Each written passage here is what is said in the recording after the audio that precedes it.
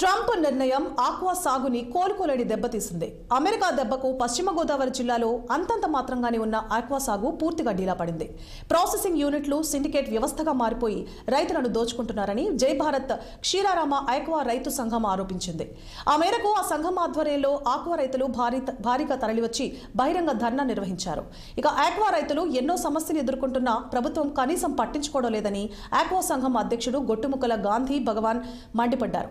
వెంటనే కేంద్ర ప్రభుత్వం ఒత్తిడి తెచ్చి రైతులకు మేలు చేయాలని, లేని పక్షంలో రైతులు క్రాప్ హాలిడే ప్రకటిస్తారంటున్న ఆక్వా రైతు సంఘం అధ్యక్షులు భగవాన్ రాజ్తో మా పశ్చిమ గోదావరి జిల్లా ప్రతినిధి నిమ్మల ఆది ఫేస్ టు ఫేస్.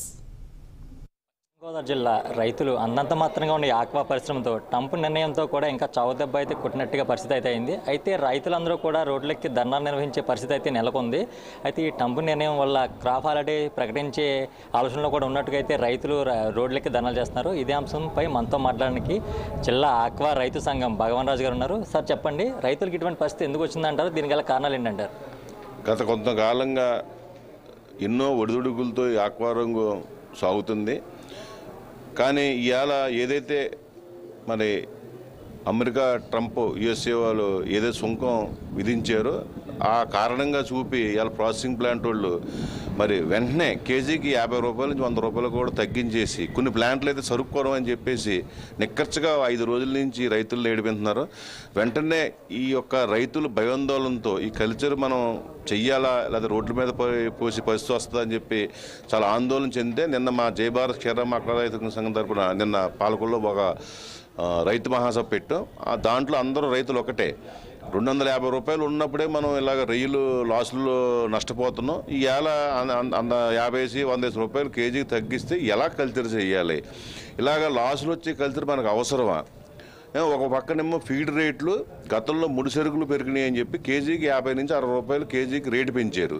ఇలా అదే ముడి సరుకులు రా మెటీరియల్ 50% తగ్గిపోయినాయి.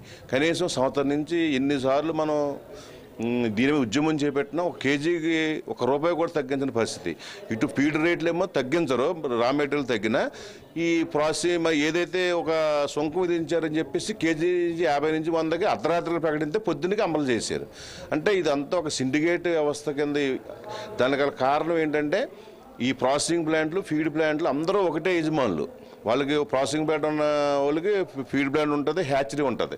ఇది ఒక ఉమ్మడిగా వీళ్ళందరూ కలిసి ఇటువంటి నిర్ణయాలు చేసినందుకు భవిష్యత్తులో ఇలా అయితే కనుక మనం చెయ్యలేము కల్చర్ని, మనకి ఇటు గిట్టుబాటు దొరకలేక ఇటు ఈ రకంగా కూడా నష్టపోతూ ఉంటే మనకి అని చెప్పి ఉద్దేశంతో నేను రైతులందరూ కోరిక మేరకు రేపు ఏదైతే జూలై, ఆగస్ట్, సెప్టెంబర్ 3 నెలల్లో కూడా మరి ఒక 3 నెలల్లో ఈ 3 పాలకొల్లు, నరసాపురం నియోజకవర్గాల్లో మనం ఏదైతే ఆక్వాకల్చర్ ఉందో దానికి వెసులుబాటు కల్పించి ఒక 3 నెలల క్రాప్ హాలిడే తీసుకెళ్ళాలని చెప్పేసి అందరూ కోరిక మేరకు నేను తీర్మానించడం జరిగింది. తప్పకుండా మరి ఆ 3 నెలల్లో కూడా మా 3 నియోజకవర్గాలతో పాటు ఇవాళ మిగతా ఈస్ట్ గోదావరి నుంచి కానీ ఇటు గణపవరం, ఆకువీడు మండలాల నుంచి కానీ కృష్ణా జిల్లా నుంచి కానీ ఫోన్లు చేశారు. రేపు ఎల్లుండ ఉదయం 10 గంటలకి ఇక్కడ పాలకొల్లు వస్తాం. మేము కూడా మీకు సంఘీభావంగా మీ అందరం కూడా క్రాప్ హాలిడే తీసుకెళ్తాం. ఇది అందరూ రైతులకి అవసరం కాబట్టి, రైతులు బతకాలంటే ఈ క్రాప్ హాలిడే అవసరం కాబట్టి మీ అందరికీ మద్దతు ఇస్తామని చెప్పి, మీ సంఘాన్ని మద్దతు ఇస్తామని చెప్పి ఈరోజు చెప్పడం కూడా హర్షదాయకం.